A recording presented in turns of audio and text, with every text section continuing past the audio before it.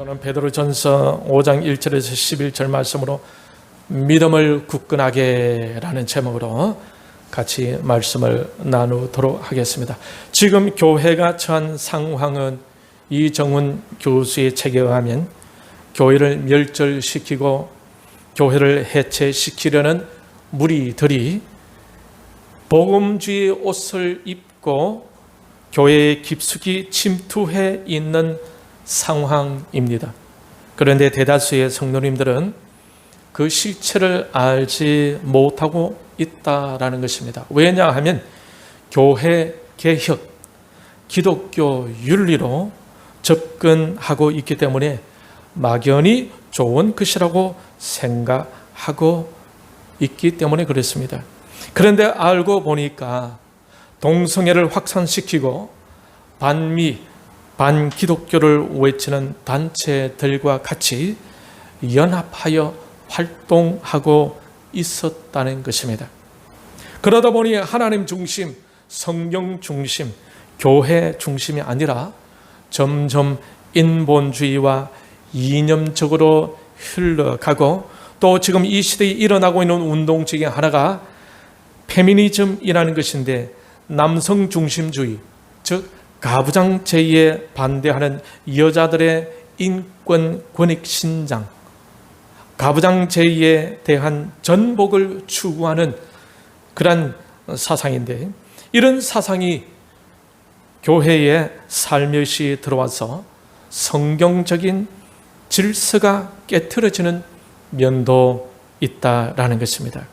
이러한 혼란 속에서 교회가 알게 모르게 많은 어려움을 겪고 있는 것입니다. 이런 혼란으로 교회의 영적 진정성이 흐려지게 되면 하나님의 은혜의 자리로 깊이 나아가고 싶어도 나아가지 못하는 상태에 이르게 됩니다.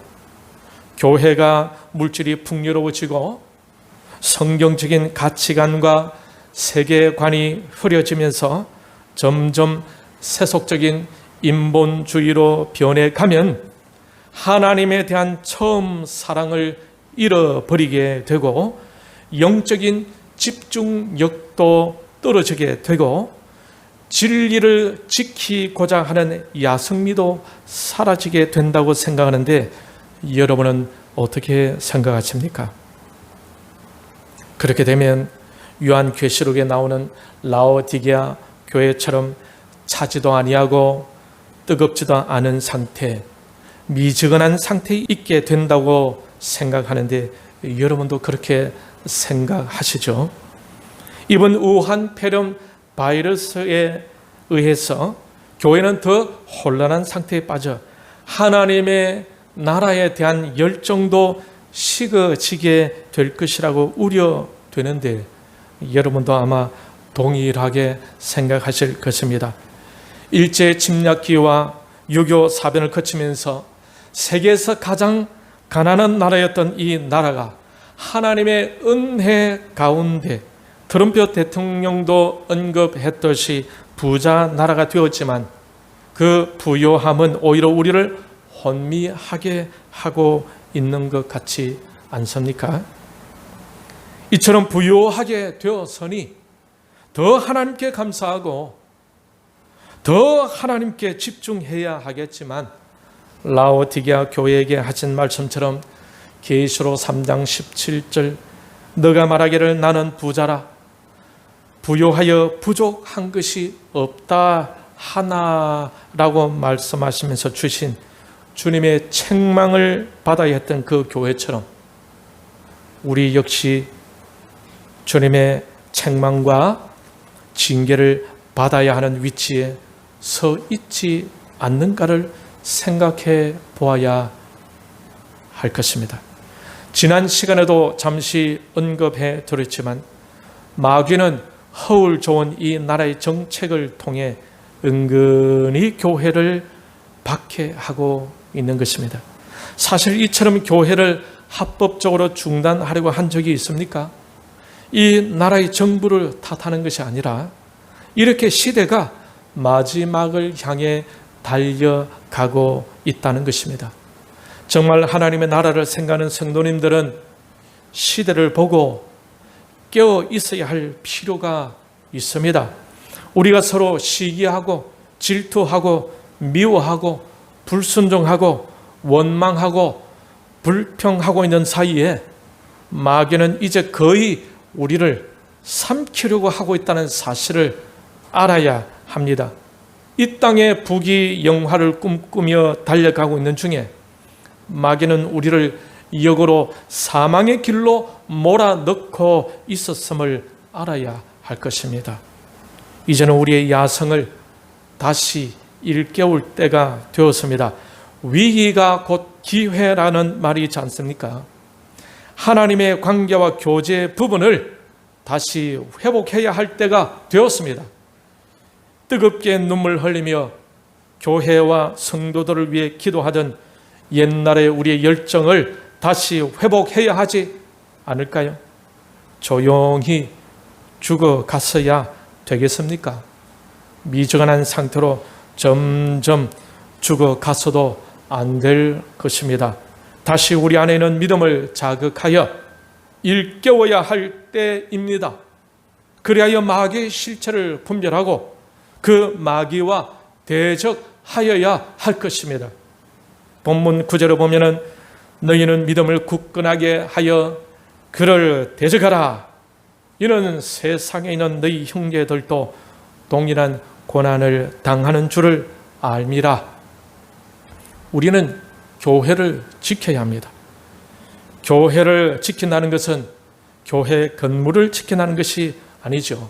저번에 울산을 지나던 태풍 하이스는 먼저 지나간 마이삭 태풍보다 훨씬 큰 타격을 주었던 것 같습니다. 유리창이 깨지는 소리도 들리고 전기도 나가고 나무도 부러지고 큰 타격을 입혔습니다. 집에서 잠을 자고 있는데 밖에서 유리창 깨지는 소리가 들려서 저도 잠결에 깜짝 놀라기도 했습니다. 그때 저는 우리 교회는 괜찮겠지라는 생각을 했는데 그때 그 교회는 바로 건물을 두고 생각을 했었습니다. 그런데 우리가 교회를 지켜야 한다고 할 때에 그 교회는 건물이 아니라 바로 성도들을 말하는 것입니다. 예수님을 중심으로 모인 무리가 바로 교회인 것입니다.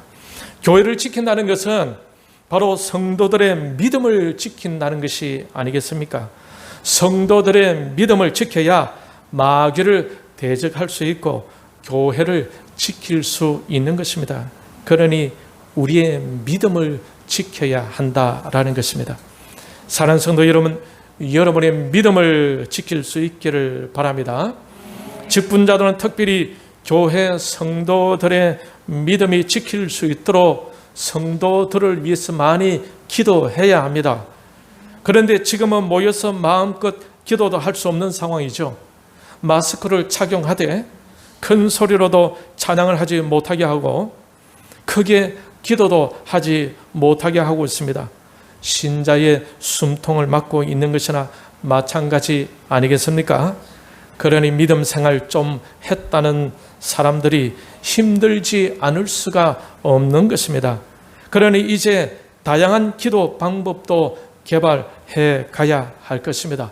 그래서 저는 늘 말씀드리는데 생활 기도, 생활 속에서 늘 기도하는 것입니다. 이렇게 생활 기도라는 이름을 붙이기 전에는 24시간 기도, 24시간, 제가 대원교에서 개척을 할 때에 24시간 기도.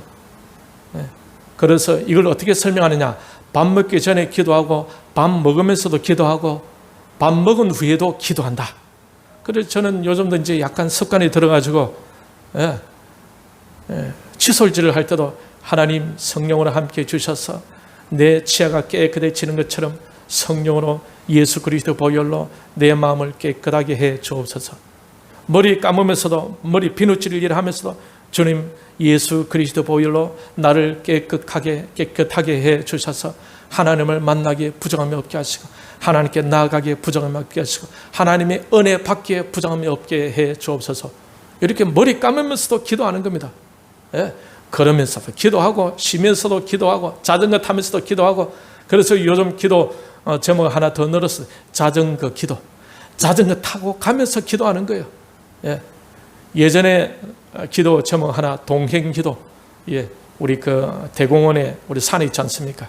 산길을 혼자 산행을 하면서 주님과 함께 동행한다. 그러면서 주님께 기도한다. 그 동행 기도. 그래서 혼자 산행을 하면서 주님을 의식하고 기도하면서 산행을 하는 것입니다. 그러니 산행 기도, 동행 기도, 자전거 기도. 예. 그래서 생활 속에서 기도해야 됩니다. 이런 기도, 주님을 늘 삶 속에서 주님을 의지하고 늘 삶 속에서 주님을 생각하고 늘 삶 속에 주님을 동행한다는 이런 의식이 없이 신앙생활을 하게 되면 새벽 기도 안 하면 큰일 나는 거죠. 수요 기도 안 하면 큰일 나는 거예요. 왜? 그때만 기도하니까. 그런데 이런 생활 속에 기도하게 되면 이것이 진정한 주님과 함께 걷는 삶이 아니겠습니까? 그러니 우리가 이런 어려운 상황 속에서 생활 속에서 기도하는 이 훈련을 여러분도 할 수 있기를 바랍니다. 이때 우리의 믿음을 추스려야 할 필요를 느끼는데 여러분은 어떻습니까? 여러분 안에 잠시 쉬고 있거나 아니면 이런 상황 속에서 움츠러져 있는 그 믿음을 자극해야 할 필요를 느낄 수 있겠습니까? 무엇으로 우리 안에 있는 믿음을 자극할 수 있습니까? 바로 말씀입니다. 로마서 10장 17절에 보게 되면 그러므로 믿음은 들음에서 나며 들음은 그리스도의 말씀으로 말미암느니라. 믿음은 들으면서 일어나는 것입니다. 무엇을 들으면서 일어납니까? 그리스도의 말씀을 들으면서 일어나는 거예요. 그러니 크게 찬송도 못하게 하고 크게 기도도 못하게 하고 모이지도 못하게 만드는 이러한 상황 속에서 우리가 할 수 있는 것은 무엇입니까? 내 속에 있는 믿음을 자극하게 하기 위해서 슬기로운 자세가 필요한데 그것은 개인적으로 말씀으로 돌아가는 것입니다. 말씀으로 깊이 나아가는 시간을 가져야 합니다. 믿음을 다시 회복해야 할 필요성을 여러분이 느낀다면 말씀으로 돌아가야 하는 것을 인정하지 않을 수가 없을 것입니다. 주님은 요한복음 14장 6절에서 예수께서 이르시되 내가 곧 길이다 라고 말씀하셨습니다. 히브리서 10장 20절은 우리를 위하여 휘장 가운데로 열어놓으신 새로운 살 길이다 라고 하셨어요. 길 되신 주님께서 요한복음 6장 48절에서는 이렇게 말씀하시는데 내가 곧 생명의 떡이니라. 요한복음 1장 14절에서는 말씀이 육신이 되어 우리 가운데 거하신다라고 말씀하고 있습니다. 길 되시고 살 길이 되시고 생명의 떡이 되신 주님이 바로 말씀이라고 하고 있습니다. 이 말씀은 요한복음 1장 1절에서의 태초에 계셨던 바로 그 말씀입니다. 그 말씀이 하나님과 함께 계셨다고 하고 있죠. 그 말씀이 곧 하나님이시라고 말씀하셨습니다. 그러니 하나님께로 나아가고자 하는 자는, 하나님이 필요로 하는 자는 바로 말씀으로 나아가야 하는 것입니다. 이 말씀을 아는 것이 곧 예수 그리스도를 아는 것이고, 이 말씀을 알아갈 때에 믿음이 생기는 것이고, 이 믿음이 생김으로 영생의 길을 가게 되는 것입니다.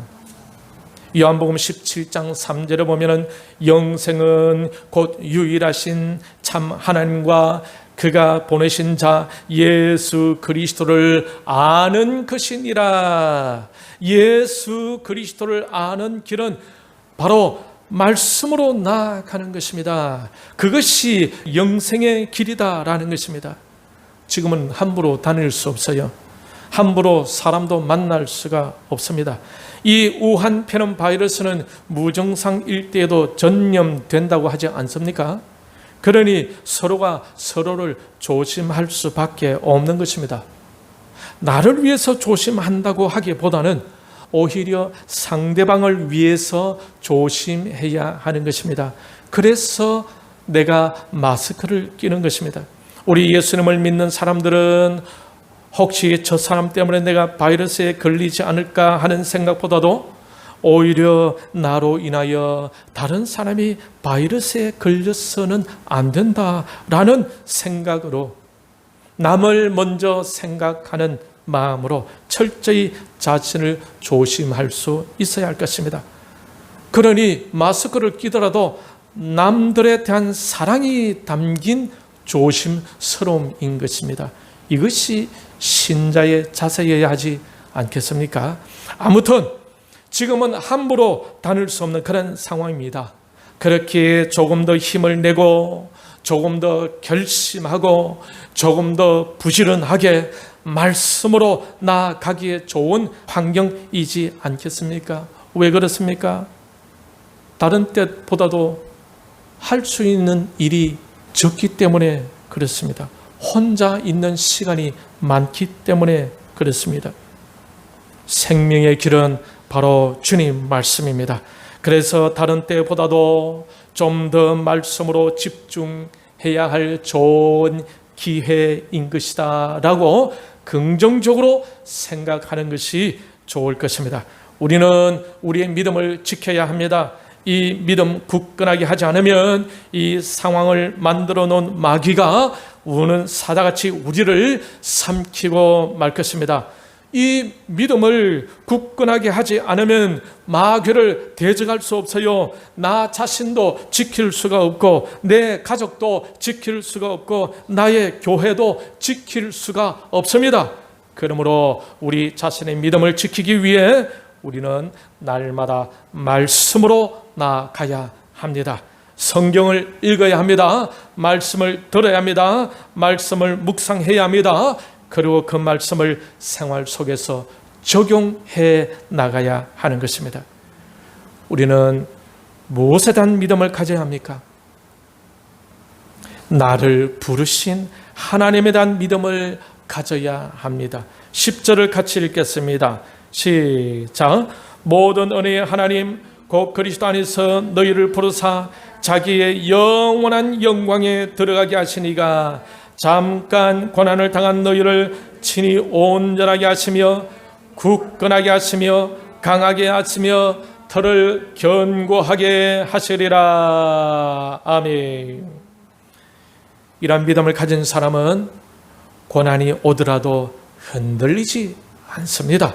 왜냐하면 주님이 나를 부르셨다는 사실을 믿기 때문입니다. 그 주님은 우리를 떠나지 아니하시고 그 주님은 우리를 버리지 아니하시고 그 주님은 우리를 세상 끝날 때까지 항상 함께 하신다고 하고 계시기 때문에 그렇습니다. 그 주님을 믿기 때문에 그렇습니다. 그래서 히브리서 12장 2절 말씀처럼 믿음의 주요 또 온전하게 하신 이인 예수를 바라보자. 끝까지 예수님을 바라보게 되는 것입니다. 누가? 믿음을 가진 사람. 이런 믿음을 가진 사람들은 고난 중에서도 주님을 바라보고 주님을 신뢰하며 주님께 모든 것을 의뢰하게 됩니다. 끝까지 신뢰합니다. 왜냐하면 주님께서 친히 나를 불러주셨음을 믿기 때문에 그렇습니다. 모든 은혜의 하나님은 그리스도 안에서 저와 여러분을 부르셨습니다. 할렐루야. 우리 옆에 있는 분에게 하나님께서 당신을 부르셨습니다. 시작. 다시 한번 더 진짜 불렀습니다. 네, 믿으십니까? 우리가 하나님의 자녀가 되고 우리가 하나님의 은혜를 받게 되고 우리가 하나님의 능력을 경험하게 되는 것도 다 하나님이 우리를 불러주셨기 때문이 아니겠습니까? 그러는 믿음의 사람 베이스에는 항상 부르심에 대한 감사가 깔려 있어야 하는 것입니다. 모든 일을 할 때에 먼저 불러주신 하나님께 감사하면서 시작하여야 하는 것입니다. 이 시간 우리 주님께 감사해 볼까요? 따라하겠습니다. 하나님, 허물과 죄 많은 저를 불러주셔서 감사합니다. 이끌어 주셔서 감사합니다. 지켜주실 줄 믿고 감사합니다. 사랑해 주심을 감사합니다. 이렇게 주님이 나를 불러주셨다는 그것이 우리의 감사의 제목이 되어야 한다는 것입니다. 여러분, 어렵고 힘든 시절을 보내고 있지만 나를 불러주신 그 하나님께 날마다 감사할 수 있기를 바랍니다. 할렐루야.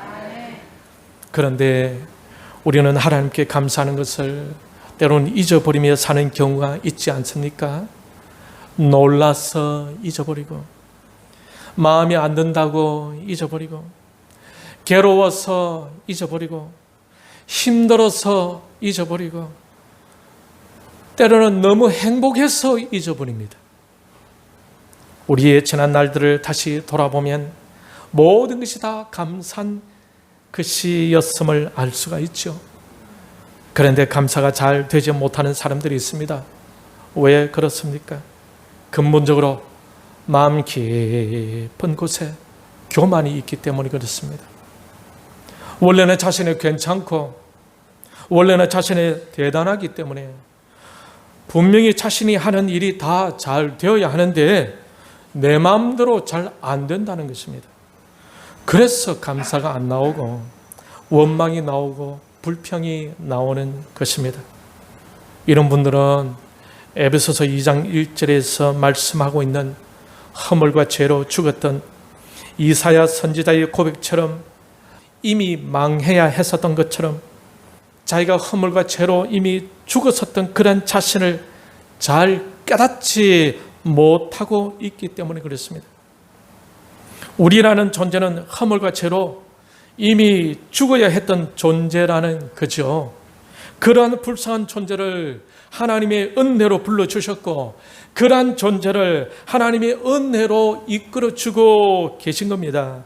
이것에 대한 영적 깊은 깨달음이 없다 보니 즉 아직도 육신적인 사고와 습관 속에 머물러 있다 보니 진정으로 자신의 생각을 내려놓지 못하고 자신을 향한 진정한 하나님의 은혜가 얼마나 큰 것을 깨닫지 못하고 있다는 것입니다. 그러니 범사에 감사가 되지 않는 것입니다. 주님은 심령에 가난한 자가 복이 있다고 했지 심령이 가난 비스무리한 자들에게 복이 있다고 하지 않았습니다. 심령이 가난하다라는 것은 무엇입니까? 오직 주님 아니면은 파산됩니다. 주님 아니면은 나는 망합니다. 내 지혜와 내 능력으로는 아무것도 할 수 없다고 고백하는 것이 심령이 가난하다라는 것입니다. 그런데 많은 경우 기분 좋을 때는 주님을 사랑한다고 하지만 조금만 컨디션 안 좋으면 자기 기분대로 살고 자기 감정대로 온갖 오해 속에서 스스로 만든 염려와 근심에 사로잡혀 버리는 것입니다. 그러니 감사가 될 수 있겠습니까? 그런데 그러한 변덕스러움도 때로는 깊은 신앙을 위해서는 덕이 되기도 합니다. 왜 그렇습니까? 그러한 변덕스러움은 다시 한번 자신의 부족함을 깨닫게 해주기 때문에 그렇습니다. 다시 한번 의인은 없나니 하나도 없다. 난 의인이 아니다. 라는 그 하나님 말씀이 옳다는 것을 자신의 변덕스러움을 통해 깨달을 수 있다는 것입니다. 그래서 자신의 부족함과 연약함을 주님 앞에 시인하지 않을 수가 없게 되는 거죠. 그래서 주님께 자신을 내려놓을 수 있는 좋은 기회를 얻게 되는 것입니다. 그러면서 부족하고 문제 많은 자신을 불러주신 하나님을 생각할 때에 한량없는 하나님의 은혜를 깨닫게 되는 것입니다. 주님이 아니시면 누가 나를 불러주겠습니까? 이때 떠오른 말씀을 하면서 떠오른 찬양이 하나 있었는데 나를 부르신 이가 하나님으로 시작하는 하나님의 은혜라는 제목의 곡입니다. 이 곡을 같이 한번 불러보도록 하겠습니다. 하나님의 은혜.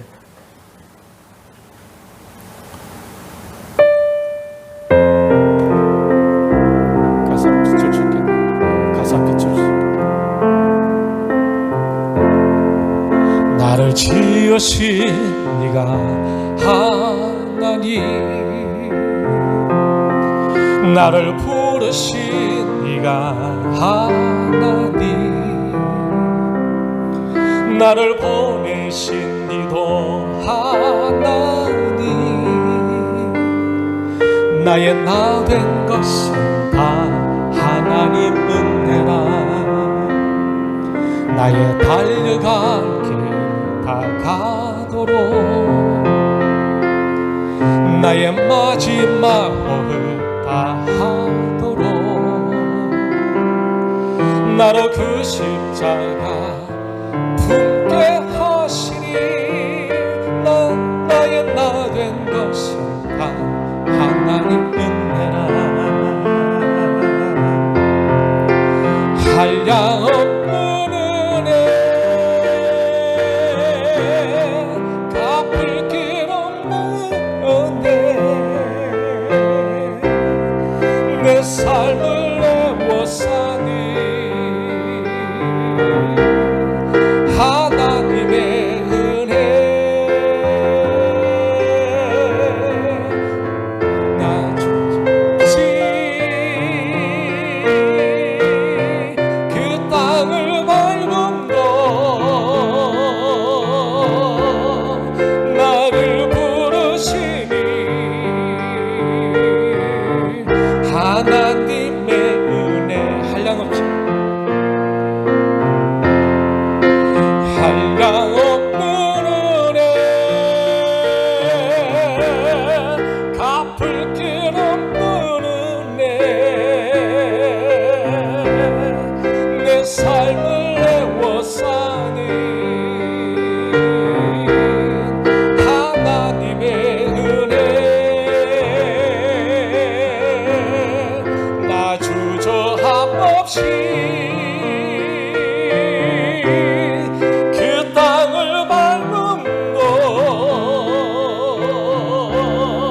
나를 붙드시는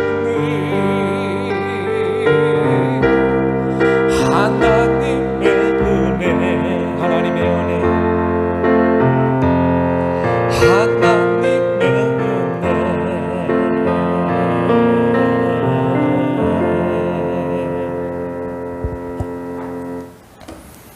허물 많은 우리를 불러주신 하나님께서 또 어떻게 하신다고 하고 있습니까? 자기 영원한 영광에 들어가게 하신다고 하고 있습니다. 이것은 우리를 부르신 하나님의 목적인 것입니다. 장차 하나님의 영원한 영광에 이르게 하신다는 겁니다.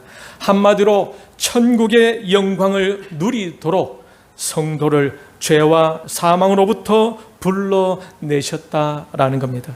하나님의 계획 속에서 우리 자신을 믿음으로 보게 되면 비록 어려운 가운데 있을지 모르지만 우리는 여전히 소망이 있는 존재라는 것입니다. 그러니 믿음을 가진 성도들은 이처럼 소망 가운데 살고 있는 것입니다. 할렐루야. 지난주에 말씀드렸던 월평교회 두 번째 순교자 우재만 집사가 공산당에게 끌려갈 때에 그 우집사의 부인이 어떻게 했습니까? 아이고 큰일 났네, 내 팔자가 무슨 이런 팔자가 있노, 이제 남편 없이 어떻게 사노, 이렇게 하면서 원망하고 불평했습니까? 그 부인이 했던 말을 기억하십니까? 울먹이면서 성도의 목숨은 하나님께 달렸으니 두려워 마이소. 남편의 죽음 앞에서도 부인 최재선 집사는 주님에 대한 믿음을 잃지 않았습니다. 주님에 대한 소망을 끝까지 붙들고 있었던 것입니다. 이러한 주님에 대한 소망을 잃지 않고 믿음 굳건히 붙들고 있는 성도는 이렇게 담대해지는 것입니다.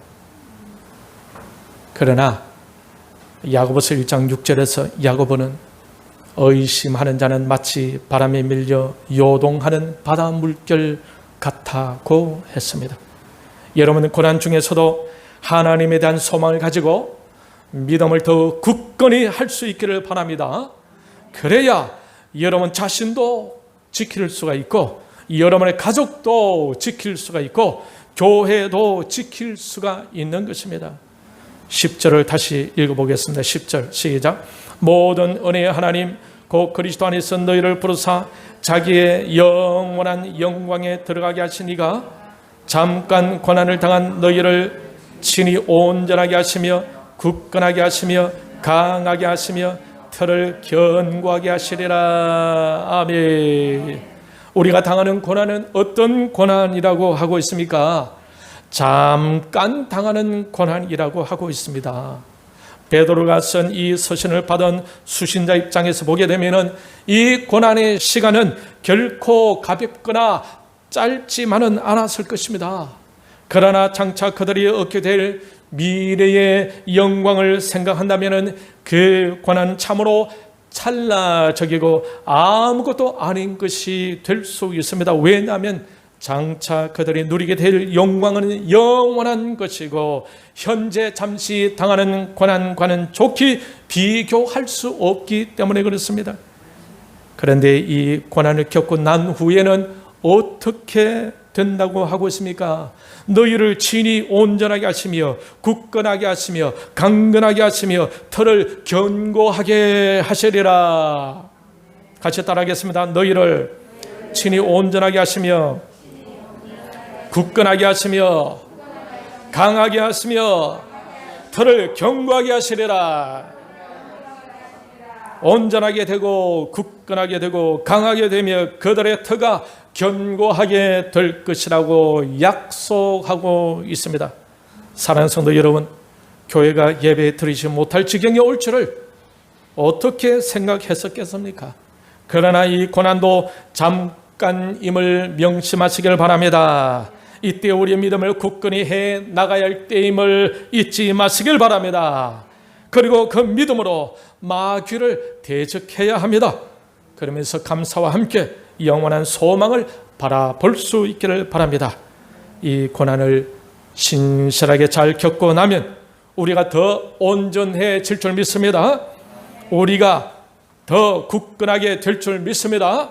더 강하게 되고 더 견고하게 될 줄 믿습니다. 할렐루야. 그러므로 우리는 우리의 믿음을 굳건하게 해 가야 할 것입니다. 11절을 같이 읽겠습니다. 시작. 권능이 세세 무궁하도록 그에게 있을지어다. 아멘. 여기서 권능이라 하면 통치자의 힘, 권위, 지배권을 의미합니다. 이것을 보면서 베드로는 주님의 힘과 권위와 지배권이 영원함을 믿고 있었음을 알 수가 있습니다. 이 서신을 받는 수신자들 뿐만 아니라 이 글을 쓰고 있는 베드로 역시 고난 중에 있었습니다. 고난 중에서 쓰는 편지이지만 이 글을 마치면서 주님의 권능이 세세 무궁함을 믿고 기도하고 있다라는 것입니다. 어렵고 힘든 시기를 보내고 있다 하더라도 베드로와 같은 이러한 믿음을 가지고 긍정적으로 적극적으로 신앙의 야성을 잃지 않고 주님을 간절히 사모하며 더 부지런히 더 열심히 더 최선을 다하여 살아갈 수 있기를 바랍니다. 아무리 현재의 고난이 극심하더라도 이 기간은 장차 있을 영원한 영광에 비하면 일순간에 불과하다는 사실을 생각하면서 믿음과 소망으로 이겨낼 수 있기를 축원합니다. 그러기 위하여 말씀으로 좀 더 나아가 말씀 속에서 주님을 만나고 말씀 속에서 변화되면서 주님과의 거룩한 만남으로 우리의 신앙이 오히려 더 깊어져 가고 우리의 믿음이 오히려 더 강건해져 가고 우리의 성품은 오히려 더 성숙해져 가기를 바랍니다. 시대가 어려우니 힘들어하는 이웃들도 많이 있을 것입니다.